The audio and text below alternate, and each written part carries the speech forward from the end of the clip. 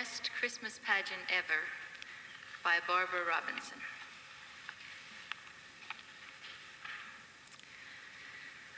The Herdman kids were absolutely the worst kids in the history of the world. They lied, and they stole, and they smoked cigars, even the girls, and talked dirty, and hit little kids, and cussed their teachers, and took the name of the Lord in vain, and set fire to Fred Shoemaker's old broken-down tool house.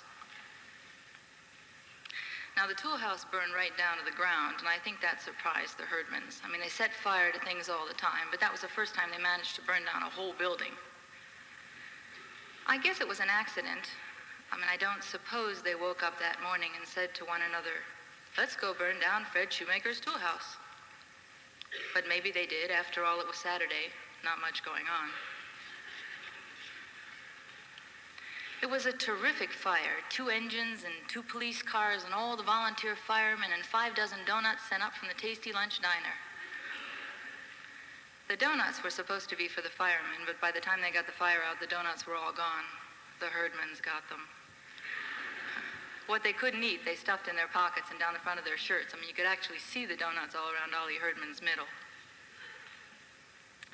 The fire chief got us all together. There were 15 or 20 kids standing around watching the fire, and gave us a little talk about playing with matches and gasoline and dangerous things like that.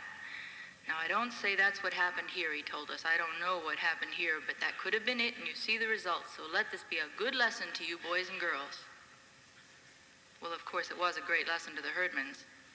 They learned that wherever there's a fire, there will be free donuts sooner or later. The Herdmans were just so all-around awful. I mean, you could hardly believe they were real. Ralph and Imogene and Leroy and Claude and Ollie and Gladys, 6 skinny, stringy-haired kids, all alike except for being different sizes and having different black and blue places where they had clunked each other. They lived over a garage at the bottom of Sproul Hill. Nobody used the garage anymore. But the Herdmans used to bang the door up and down just as fast as they could and try to squash one another. I mean, that was their idea of a game. Where other people had grass in their front yard, the Herdmans had rocks. Where other people had hydrangea bushes, the Herdmans had poison ivy. There was also a sign in the yard that said, "Beware of the cat."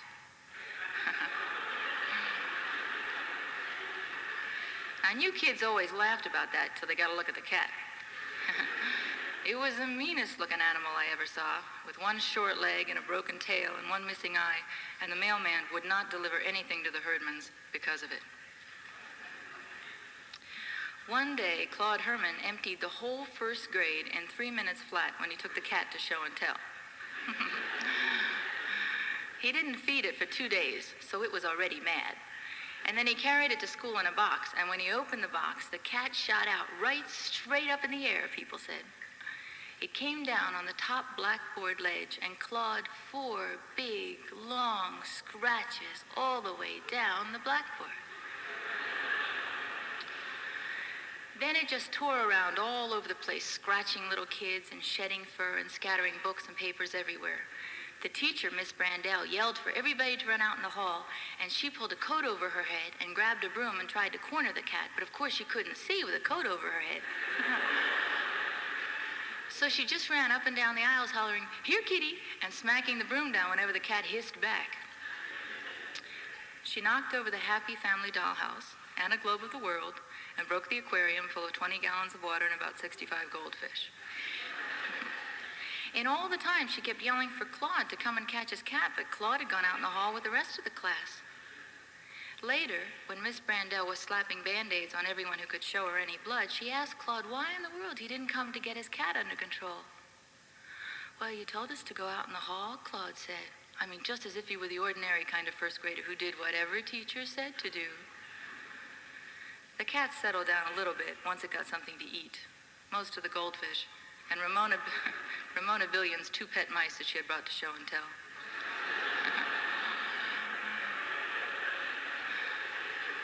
Ramona cried and carried on so that they sent her home.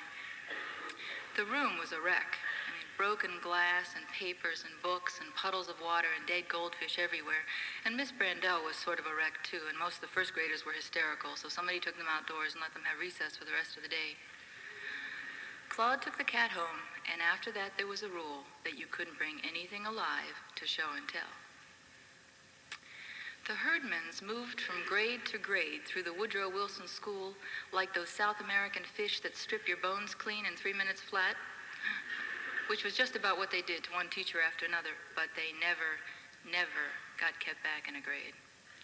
When it came time for Claude Herman to pass to the second grade, he didn't know his ABCs, or his numbers, or his colors, or his shapes, or his three bears, or how to get along with anybody, but Miss Brandel passed him anyway. For one thing, she knew she'd have Ollie Herdman the next year. I mean, that was the thing about the Herdmans. There was always another one coming along. And no teacher was crazy enough to let herself in for two of them at once.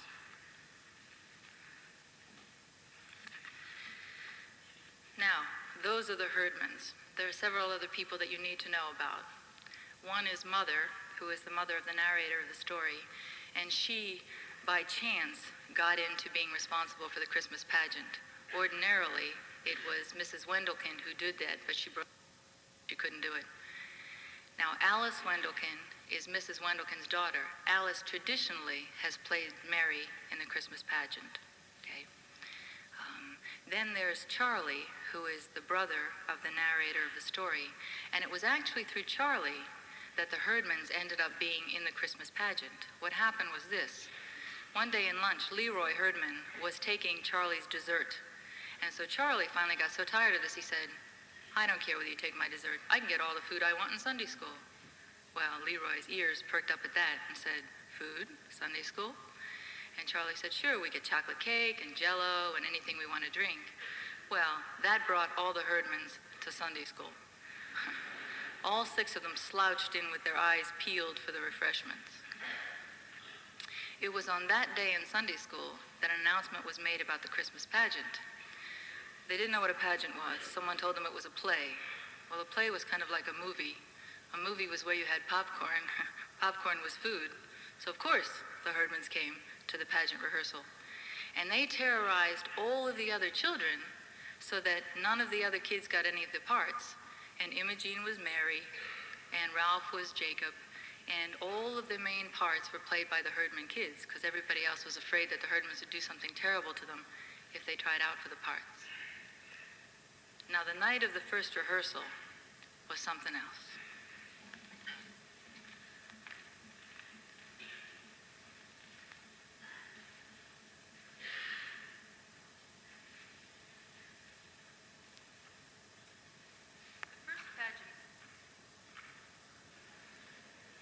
The first pageant rehearsal was usually about as much fun as a 3-hour ride on the school bus and just as noisy and crowded. This rehearsal, though, was different. Everybody shut up and settled down right away for fear of missing something awful that the Herdmans might do. They got there 10 minutes late, sliding into the room like a bunch of outlaws about to shoot up a saloon. And when Leroy passed Charlie, he knuckled him behind the ear, and one little primary girl yelled as Gladys went by.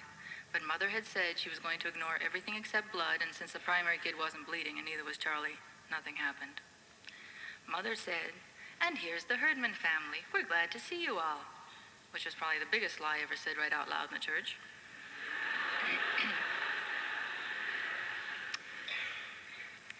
Imogene smiled, the Herdman smile, we called it, sly and sneaky. And there they sat, the closest thing to criminals that we knew about. And they were going to represent the best and most beautiful. No wonder everybody was so worked up. Mother started to separate everyone into angels and shepherds and guests at the end, but right away she ran into trouble. Who were the shepherds, Leroy Herdman wanted to know? Where'd they come from? Ollie Herdman didn't even know what a shepherd was. Or anyway, that's what he said. And what was the inn, Claude asked. What's an inn? Well, it's like a motel, somebody told him, where people go to spend the night. What people, Claude said. Jesus? Oh, honestly, Alice Wendelkind grumbled. Jesus wasn't even born yet. Mary and Joseph went there. Why, Ralph asked. What happened first, Imogene hollered at my mother. Begin at the beginning. Now, that really scared me. because the beginning would be the book of Genesis, where it says, in the beginning. And if we were going to have to start with the book of Genesis, we'd never get through. The thing was, though, that the Herdmans didn't know anything about the Christmas story. I mean, they knew that Christmas was Jesus' birthday, but everything else was news to them. The shepherds, the wise men, the star, the stable, the crowded inn. It was hard to believe. I mean, at least it was hard for me to believe. Alice Wendelkin said she didn't have any trouble believing it. Well, how would they find out about the Christmas story? She said, they don't even know what a Bible is. I mean, look at what Gladys did to that Bible last week. While Imogene was snitching money from the collection plate in my class, Gladys and Ollie drew mustaches and tails on all the disciples in the primary grade illustrated Bible. They never went to church in their whole life till your little brother told them we got refreshments, Alice said, and all you ever hear about Christmas in school is how to make ornaments out of aluminum foil, so how would they know about the Christmas story? Well, she was right. I mean, of course they might have read about it, but they never read anything except amazing comics. And they might have heard about it on TV, except that Ralph paid 65 cents for their TV at a garage sale, and you couldn't see anything on it unless somebody held onto the antenna, and even then you couldn't see much.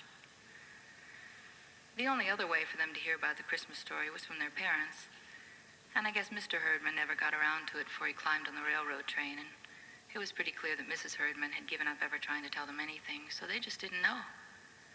And Mother said she had better begin by reading the Christmas story from the Bible. I couldn't quite believe what happened. I mean, among other things, the Herdmans were famous for never sitting still and never paying attention to anyone. Teachers, parents, their own or anybody else's, the truant officer, the police. Yet here they were, eyes glued on my mother and taking in every word. "What's that?" they would yell whenever they didn't understand the language. And when Mother read about there being no room at the inn, Imogene's jaw dropped and she sat up in her seat and said, "My God, not even for Jesus?" I saw Alice purse her lips together so that I knew that that was something else her mother would hear about, swearing in the church. Well now, after all, Mother explained, nobody knew the baby was going to turn out to be Jesus. "Well, you said Mary knew," Ralph said. "Why didn't she tell them?" "I would have told them," Imogene put in. "Boy, would I have told them. What was the matter with Joseph? He didn't tell them her pregnant and everything," she grumbled. "And what was that they laid the baby in?" Leroy said. "That manger? I mean, is that like a bed? Why would they have a bed in the barn?" "Oh, that's just the point," Mother said. They didn't have a bed in the barn, so Mary and Joseph had to use whatever there was. "Well, what would you do if you had a new baby and no bed to put the baby in?" "Oh, we put Gladys in a bureau drawer," Imogene volunteered. "Well, there you are," Mother said, blinking a little. "You didn't have a bed for Gladys, so you had to use something else." "Oh, we had a bed," Ralph said, "only Ollie was still in it and he wouldn't get out. He didn't like Gladys." He elbowed Ollie. "Remember how you didn't like Gladys?" I thought that was pretty smart of Ollie not to like Gladys right off the bat.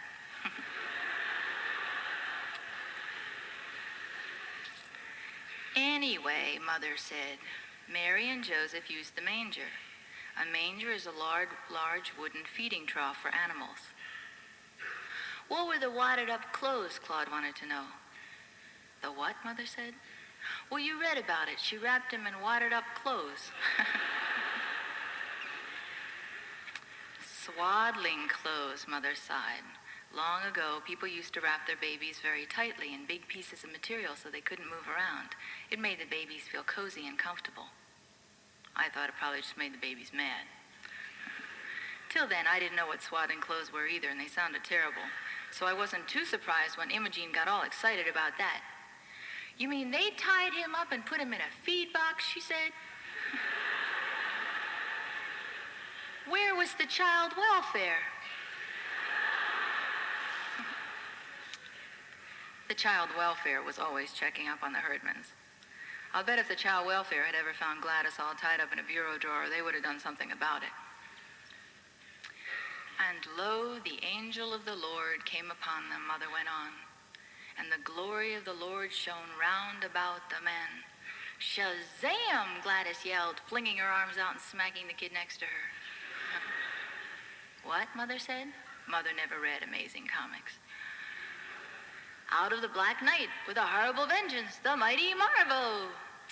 I don't know what you're talking about, Gladys, Mother said. This is the angel of the Lord who comes to the shepherds in the fields and out of nowhere, right? Gladys said. In the black night, right? Well, Mother looked a little unhappy, in a way. So Gladys sat back down, looking very satisfied, as if this was at least one part of the Christmas story that made any sense to her. They had one dress rehearsal, never got through the whole thing. They took a recess, which was the fatal error. Imogene went in the ladies' room and started smoking cigars. Well, one of the women from the Ladies' Aid Society, who were baking applesauce cakes for the pageant, came into the bathroom and saw that there was smoke there. Well, she thought it was a fire, so she called the minister, and they called the fire department, and all the town council was there, and it was just this big mess. And so they never did actually get through the rehearsal. And the Reverend came to see Mother and said, I can't make head or tail out of it. He said, some people say they set fire to the ladies' room, and some people say they set fire to the kitchen, and one lady told me that Imogene threw a flower pot at Ralph, and Mrs. Wenderkin says all they do is talk about sex and underwear. That was Hobie Carmichael, Mother said, talking about underwear, and they didn't set fire to anything. The only fire was in the kitchen where the potluck committee let their applesauce cake burn up. Well, Reverend Hopkins looked unhappy. The whole church is in an uproar. I mean, do you think we should call off the pageant? Certainly not, Mother said. By this time, she was mad, too. Why, it's going to be the best Christmas pageant we've ever had. Now, of all the lies she told so far, that was the biggest. But you had to admire her. It was like General Custer saying, bring on the Indians. Oh, maybe so, Reverend Hopkins said. I'm just afraid no one will come to see it. But he was wrong. Everybody came to see it. To see what the Herdmans would do.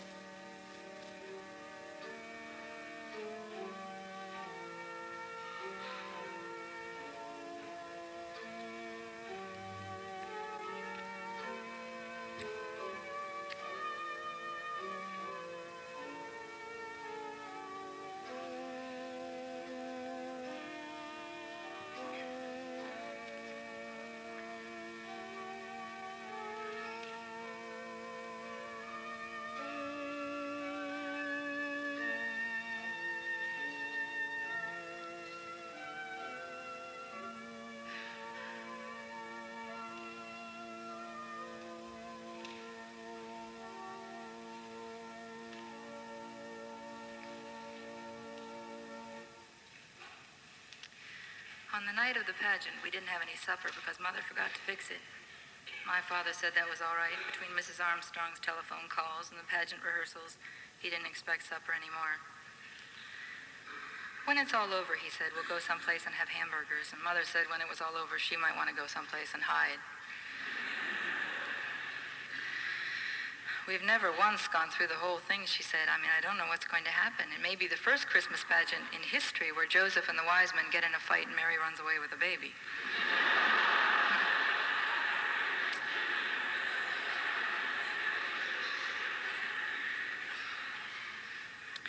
She might be right, I thought, and I wondered what all of us in the angel choir ought to do in case that happened.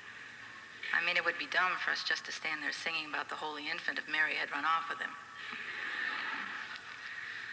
But nothing seemed very different at first. There was the usual big mess all over the place with baby angels getting poked in the eye by other baby angels' wings and grumpy shepherds stumbling over their father's bathrobes.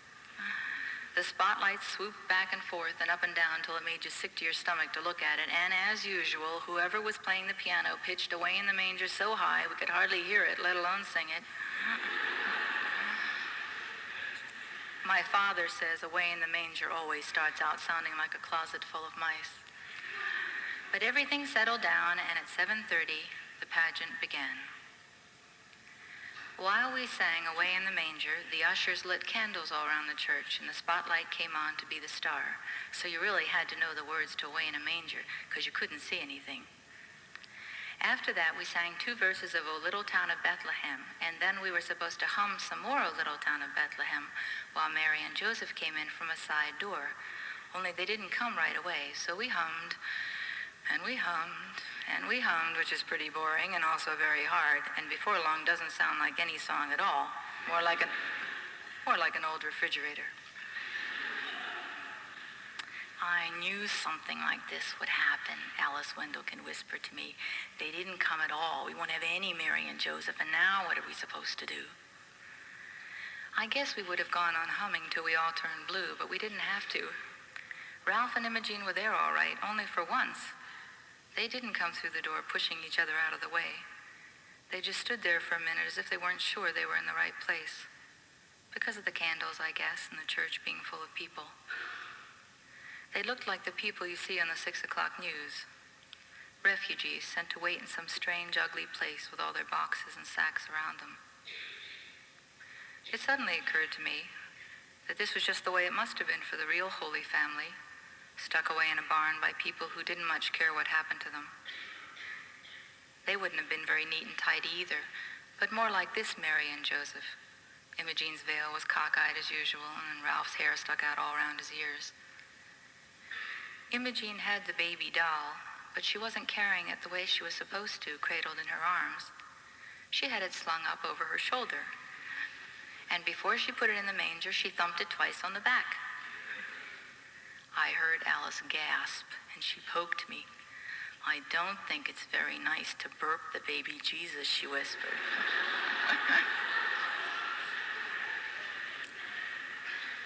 As if he had colic. Then she poked me again. Do you suppose he could have had colic? I said, I don't know why not, and I didn't.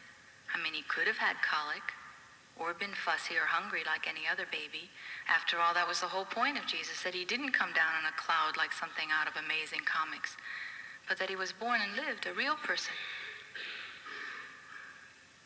Right away, we had to sing while shepherds watched their flocks by night. We had to sing very loud, because there were more shepherds than there was anything else, and they made so much noise, banging their crooks around like a lot of hockey sticks. Next came Gladys from behind the angel choir, pushing people out of the way and stepping on everyone's feet. Since Gladys was the only one in the pageant who had anything to say, she made the most of it. Hey, unto you a child is born, she hollered, as if it was for sure the best news in the world, and all the shepherds trembled, sore afraid.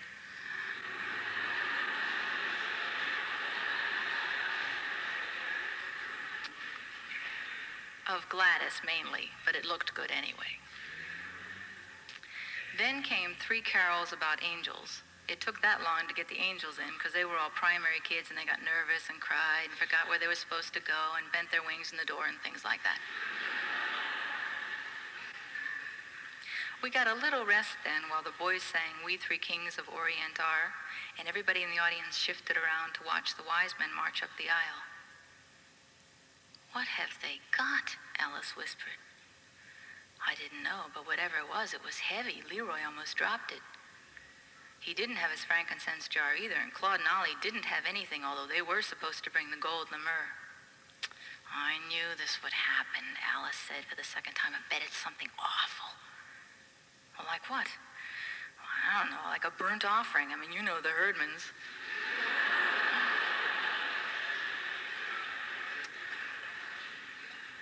Well, they did burn things, but they hadn't burned this yet.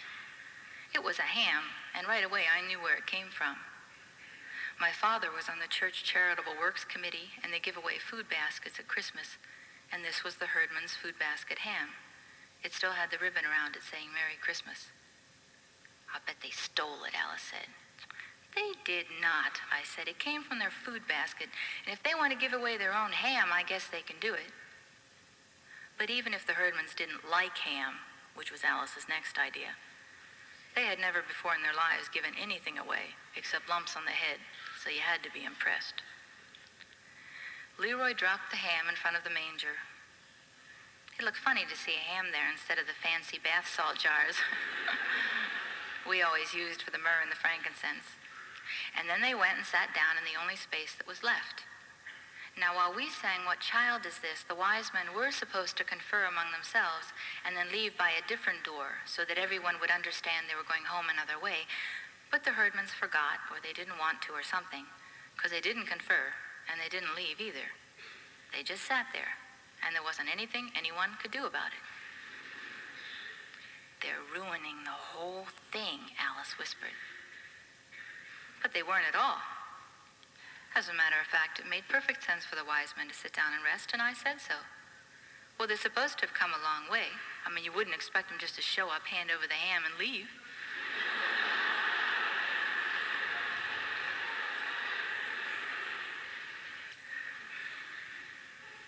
As for ruining the whole thing, it seemed to me that the herdmans had improved the pageant a lot, just by doing what came naturally, like burping the baby, for instance, or thinking that a ham would make a better present than a lot of perfumed oil. Usually by the time we got to Silent Night, which was always the last carol, I was fed up with the whole pageant, couldn't wait for it to be over. But I didn't feel that way this time. I almost wished for the pageant to go on with the herdmans in charge to see what else they would do that was different. Maybe the wise men would tell Mary about their problem with Herod, and she would tell them to go back and lie their heads off. Or Joseph might go with them and get rid of Herod once and for all. Or Joseph and Mary might ask the wise men to take the Christ child with them, figuring that no one would think to look there. I was so busy planning new ways to save the baby Jesus that I missed the beginning of Silent Night. But it was all right, because everyone sang Silent Night, including the audience. We sang all the verses, too. And when we got to Son of God, Love's Pure Light, I happened to look at Imogene, and I almost dropped my hymn book on a baby angel. Everyone had been waiting all this time for the herdmans to do something absolutely unexpected. And sure enough, that was what happened. Imogene Herdman was crying. In the candlelight, her face was all shiny with tears. She didn't even bother to wipe them away. She just sat there, awful old Imogene, in her crookedy veil, crying and crying and crying. Well, it was the best Christmas pageant we ever had. Everybody said so, but nobody seemed to know why. When it was over, people stood around the lobby of the church talking about what was different this year. There was something special, everyone said. Couldn't put their finger on what. Mrs. Wendelkin said, "Well, Mary, the mother of Jesus, had a black eye. That was something special." But only what you might expect, she added. What she meant was that it was the most natural thing in the world for a herdman to have a black eye. But actually, nobody hit Imogene, and she didn't hit anyone else. Her eye wasn't really black either, just all puffy and swollen. She had walked into the corner of a choir robe cabinet in a kind of daze, as if she had just caught on to the idea of God and the wonder of Christmas. And this was the funny thing about it all. For years, I'd thought about the wonder of Christmas and the mystery of Jesus' birth. Never really understood it. But now, because of the herdmans, it didn't seem so mysterious after all. When Imogene had asked me what the pageant was about, I told her it was about Jesus, but that was just part of it. It was about a new baby and his mother and father who were in a lot of trouble. No money, no place to go, no doctor, nobody they knew. And then, arriving from the east, like my uncle from New Jersey, some rich friends. But Imogene, I guess, didn't see it that way. Christmas just came over her all at once, like a case of chills and fever. And so she was crying and walking into the furniture. Afterward, there were candy canes and little tiny testaments for everyone, and a poinsettia plant for my mother from the whole Sunday school. We put the costumes away and folded up the collapsible manger, and just before we left, my father snuffed out the last of the tall white candles. "Guess that's everything," he said as we stood at the back of the church. All over now. It was quite a pageant. Then he looked at my mother. "What's that you've got?" "Oh, it's the ham," she said. They wouldn't take it back. They wouldn't take any candy either, or any of the little Bibles. But Imogene did ask me for a set of the Bible story pictures, and she took out the Mary picture and said it was exactly right, whatever that means. I think it meant that no matter how she herself was, Imogene liked the idea of the Mary in the picture, all pink and white and pure-looking, as if she never washed the dishes or cooked supper or did anything at all except have Jesus on Christmas Eve. But as far as I'm concerned, Mary is always going to look a lot like Imogene Herdman, sort of nervous and bewildered, ready to clobber anyone who laid a hand on her baby. And the wise men are always going to be Leroy and his brothers, bearing ham. When we came out of the church that night, it was cold and clear, with crunchy snow underfoot, and bright, bright stars overhead, and I thought about the angel of the Lord, Gladys, with her skinny legs and her dirty sneakers sticking out from under her robe, yelling at all of us everywhere, "Hey, unto you a child is born." Let's sing together before we're dismissed 2 verses of Silent Night. We'll sing the first and the third. The first one you know, the third one let me read to you to refresh your memory.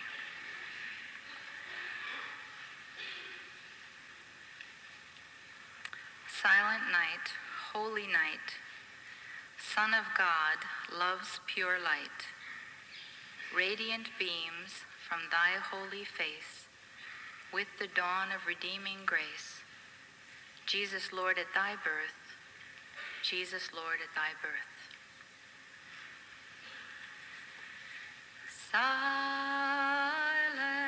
night, holy